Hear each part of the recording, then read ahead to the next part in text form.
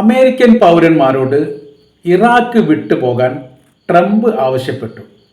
നയതന്ത്ര ബന്ധം സ്ഥാപിച്ചിരിക്കുന്ന ആളുകളൊക്കെ ഏറെക്കുറെ ഒഴിഞ്ഞു പോകണമെന്നും ഈ മേഖല സുരക്ഷിതമല്ലാത്ത രീതിയിലേക്ക് കാര്യങ്ങൾ പോകുന്നു എന്നുള്ള ഒരു നിർദ്ദേശം നൽകിയതോടുകൂടി ഈ മേഖല വലിയ രീതിയിൽ സംഘർഷാവസ്ഥയിലേക്ക് നീങ്ങാൻ സാധ്യതയുണ്ട് എന്ന് വിലയിരുത്തുന്നു.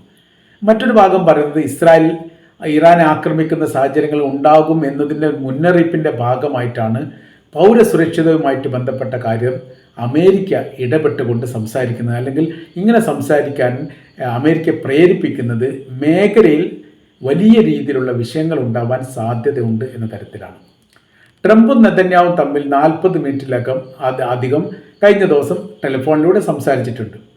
അപ്പോൾ അവർ ആ സമയത്തൊക്കെ ട്രംപ് മുന്നോട്ട് പറഞ്ഞിരിക്കുന്ന പ്രധാനമായിരിക്കുന്ന കാര്യം ഇറാൻ ആക്രമണവുമായിട്ട് ബന്ധപ്പെട്ട് ഒരു രീതിയിലും നമ്മൾക്ക് ഗുണപരമായി അത് ഭവിക്കില്ലെന്നും ആ പ്രവൃത്തിയിൽ നിന്ന് മാറി നിൽക്കണം എന്ന തരത്തിലാണ്.